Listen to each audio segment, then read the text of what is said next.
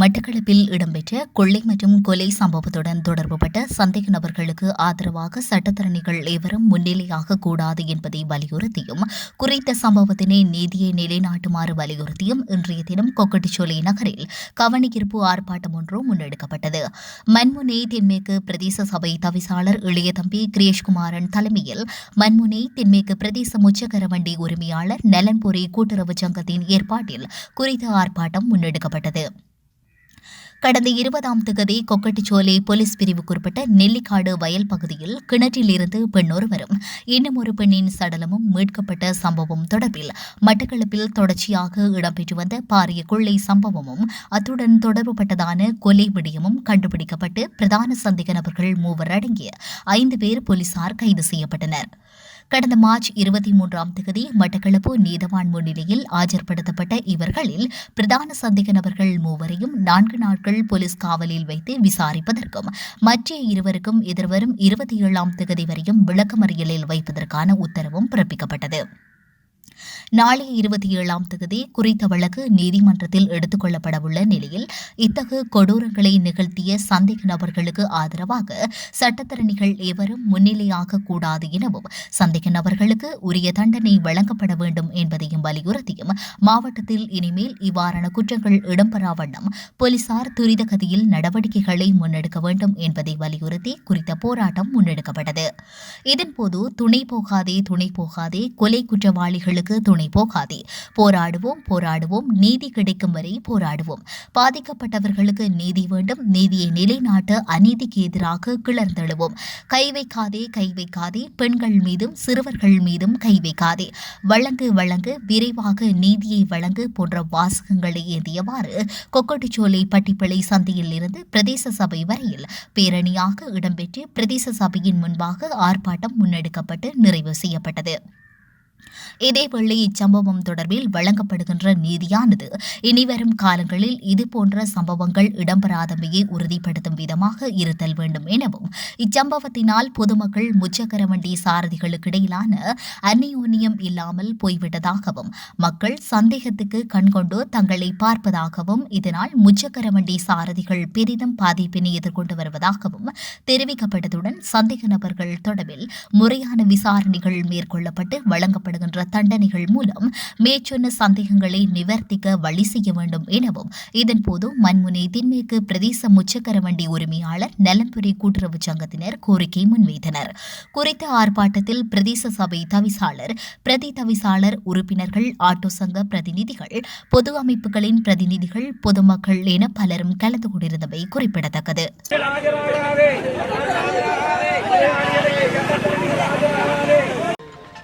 எங்களுடைய இந்த பிரதேசத்திலே கடந்த 20ஆம் தேதி நடைபெற்ற எங்களுடைய இந்த பிரதேசத்திலே வெளிப்பிரதேசத்திலே இருந்து கொண்டு எங்களுடைய பிரதேசத்திலே 2 பெண்களை கடத்தி கொண்டு எங்களுடைய பிரதேசத்திலே இருந்து அந்த பிணங்களை நாங்கள் மீட்டிருக்கின்றோம்.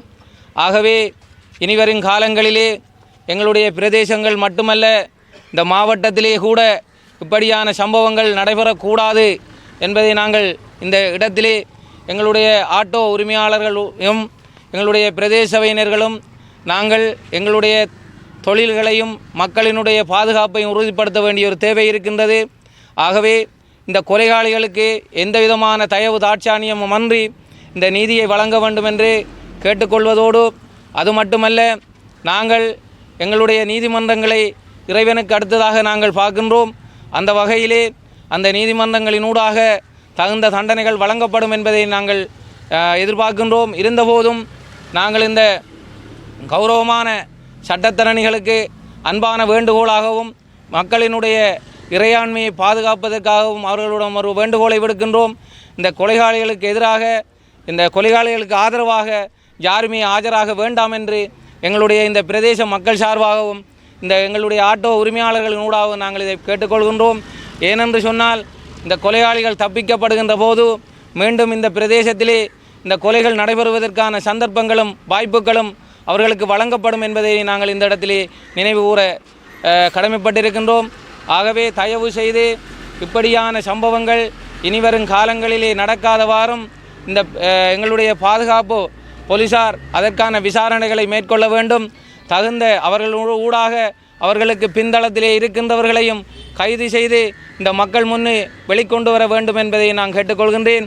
ஏனென்று சொன்னால் அந்த கடந்த தும்பங்கணியைச் சேர்ந்த பெண்மணி கடத்தப்பட்டதிலிருந்து அவருக்கான விசாரணைகள் மேற்கொள்ளப்பட்டிருந்தால் அடுத்த கட்ட அந்த கொலைக்கான சம்பவம் நடைபெற்றிருக்காது என்பதை நாங்கள் இந்த இடத்திலே தெரிவித்துக் கொள்கின்றோம். ஏனென்று சொன்னால் அவர் காணாமல் போய் 20 நாட்களுக்கு மேற்பட்டு அந்த அவருடைய உடலை நாங்கள் காண்கின்ற போது அந்த விசாரணைகள் மேற்கொள்ளப்பட்டிருந்தால் அடுத்த கட்டத்திற்கு அவர்கள் கொலையாளிகள் சென்றிருக்க மாட்டார்கள் என்பதை இந்த இடத்திலே தெரிவித்து கொண்டு யாருமே இவர்களுக்கு துணை போக வேண்டாம் என்பதை இந்த இடத்திலே கூறி நாங்கள் இந்த மக்களின் ஊடாக இதை நாங்கள் தெரிவித்துக் கொள்கின்றேன். நன்றி. எங்களோட முச்சக்கர சங்கத்தினரால் வேண்டுவதற்காக இந்த சங்கத்தில் இருக்கும் உறுப்பினர் தவிர வேறு ஆட்டோக்காரால் பிரச்சனையால் எங்களோட சங்கத்தில் தொழில்கள் பாதிக்கப்படுகின்றது. இதுக்காக ஒழுங்கான நீதியினையும் முன்குறுத்தி அவர்களுக்கு ஒழுங்காக தண்டனையும் கொடுக்குமாறு பணிவுரம் கேட்டுக்கணும். அனைவருக்கும் வணக்கம். இந்த வேளையில் இந்த துன்பகரமான நிகழ்வு இடம்பெற்றது எங்களுக்கு மனவேதனை இருந்தும் எங்களுடைய தேசிய மக்கள் சக்தி அரசாங்கமானது இந்த நீதி விசாரணைக்கு எந்த ஒரு தடையுமின்றி சிறப்பான முறையில் எங்களோட நிதி அமைச்சும் சரி ஏனைய எங்களோட திணைக்களங்களும் சரி இதுக்கு சிறப்பான ஒரு தீர்வை தரும். அதில் எல்லா அந்த மக்களுக்கு தெரிந்திருக்கும். தேசிய மக்கள் சக்தி அரசாங்கமானது எந்த ஒரு விட்டு கொடுப்புக்கும் எந்த ஒரு இதுக்கும் இடம் கொடுக்காது. எனவே நான் தேசிய மக்கள் பிரதிநிதி என்ற முறையில் இந்த இடத்துல இந்த வேண்டுகோளை விடுக்கின்றேன். நன்றி. வணக்கம்.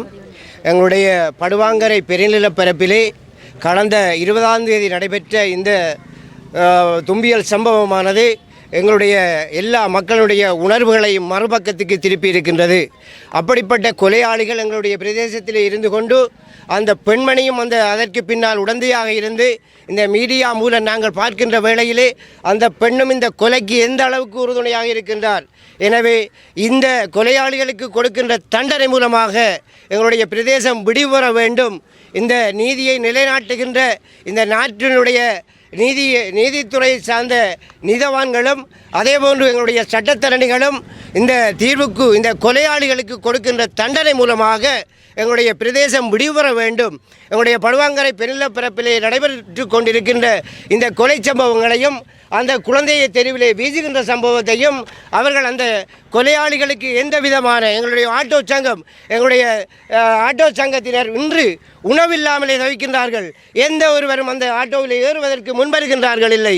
எனவே இந்த கொலை மூலமாக கடத்தப்பட்டு அந்த பெண்மணியுடைய உயிர் பறிக்கப்பட்டு குழந்தை வீசப்பட்டிருக்கின்ற நிலை ஒரு குடிமகனையும் ஒவ்வொரு எங்களுடைய இனத்தையும் எங்களுடைய உள்ளார்ந்த உணர்வுகளையும் தொட்டு இந்த செயற்பாடு நடைபெற்று கொண்டிருக்கின்றது. எனவே உணர்வான இந்த நீதிகளையும் நாங்கள் நாட்டுகின்றவர்கள் காசிக்காக எந்த இதுக்கு பின்னால் எந்த சட்டத்தரணிகளும் தயவு செய்து இதுக்கு போகாதீர்கள். இது பார்த்தீர்களா, இந்த கொலையை செய்வதற்கு கிடத்திலே போடுகின்றார்கள், குழந்தையை தெருவிலே வீசுகின்றார்கள். எப்படி பெறுமதியான உயிர், ஒரு சொத்து, ஒரு நகைக்காக, அது மட்டுமல்ல போதைகளை கொடுத்து இவர்களுக்கு போதை மாத்திரைகளை கொடுத்து இந்த அவதிக்கு ஹாஸ்பிட்டலுக்கு செல்ல வேண்டிய அந்த துணை போகின்ற இந்த ஆட்டோ சங்கம். ஆனால் இன்று இந்த கொலைக்கு பின்பு எந்த மக்களும் இவ்வளவு நம்பகத்தன்மை உள்ள ஓட்டோ சங்கத்தினரை ஒருவரையும் நம்புகின்றார்கள் இல்லை. எனவே இன்றைய இந்த ஆர்ப்பாட்டத்தின் மூலமாக எங்களுடைய இந்த ஓட்டோ சங்கத்தினர் மூலமாக எங்களுடைய மண்மனை தென்மேற்கு பிரதேச சபையினுடைய உறுப்பினர்கள், எங்களுடைய தவிசாளர் உட்பட இந்த கொலையை நாங்கள் கண்டிக்கின்றோம். இந்த கொலை மூலமாக சமூகம் திருந்த வேண்டும். இவர்களுக்கு வழங்கப்படுகின்ற தீர்ப்பு மூலமாக அவர்கள் சமூகம் இந்த இடத்திலே பார்க்க வேண்டும். வெளி உலகத்திலே இருக்கின்ற ஒவ்வொருவரும் இந்த மீடியா மூலம் நான் பார்க்கின்றேன். இந்த மீடியாவிலே ஒவ்வொரு வெளியிலே இருக்கின்ற உலகத்திலே இருக்கின்ற அத்தனை நாடுகளிலும் உள்ள அத்தனை மொழி மதம் இல்லாத அத்தனை பேர்களும் இந்த கொலையை உண்மையாக வன்மையாக கண்டிக்கின்றார்கள். எனவே இப்படிப்பட்டவர்களுக்கு இனிமேல் எங்களுடைய பிரதேசத்திலும் நாட்டிலும் இப்படிப்பட்ட கொலையாளிகளுக்கு இடம் கொடுக்க வேண்டாம். கொலையாளிகளுக்கு தக்க தீர்வு வழங்க வேண்டும். இந்த கொலையாளிகளை சிறைச்சாலையிலே அடைத்து வைத்து அவர்களுக்கு 3 நேர உணவளித்து அவர்களுக்கு பாதுகாப்பு கொடுப்பதை விட இவர்களுக்கு அந்தந்த இடங்களிலே உரிய தண்டனைகள் சமூகத்திலே கொடுப்பதன் மூலம்தான் இவர்களை திருத்தலாமே தவிர, அல்லது இவர்களை 10 வருடம் சிறையிலே அடைத்து அதற்கு பின்பு பொது மன்னிப்பு என்கின்ற போர்வையில் இவர்களை விடுதலை செய்கின்ற நிலைகளை நான் இந்த இடத்திலே பார்க்கின்றேன். எனவே இந்த படுவாங்கரை திருந்த வேண்டும் என்றால் எங்களுடைய மக்களுடைய சுயாதீனமாக எங்களுடைய பெண்கள் எங்களுடைய பொதுமக்கள் சுதந்திரமாக தெரிய வேண்டுமாக இருந்தால் இவர்களுக்குரிய தண்டனை மூலம்தான் அவர்களை எதிர்காலம் எங்களுடைய மக்கள் சுதந்திரமாக நடமாட முடியும். இல்லை என்றால் எல்லோருக்கும் இந்த நிலை வரும். ஒரு சின்ன போலி நகைக்கு கூட கொலையை செய்யக்கூடிய வாய்ப்பு எங்களுடைய சமூகத்திலே உருவாகும். எனவே வணக்கம். எமது பிரதேசத்தில் தற்போது இடம்பெற்ற அசாதாரண இந்த சூழ்நிலையை அனைவரும் தெரிந்த விடயம் சமூக வலைத்தளங்களூடாக அனைவரும் பார்வையிட்டிருக்கின்றோம். இந்த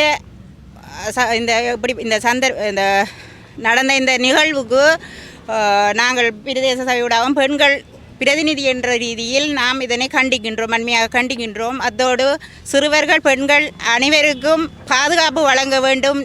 சரியான இந்த தண்டனை இந்த குற்றத்துக்குரிய சரியான நீதியை வழங்க வேண்டும் என இதனூடாக கேட்டுக்கொள்கின்றோம். நன்றி.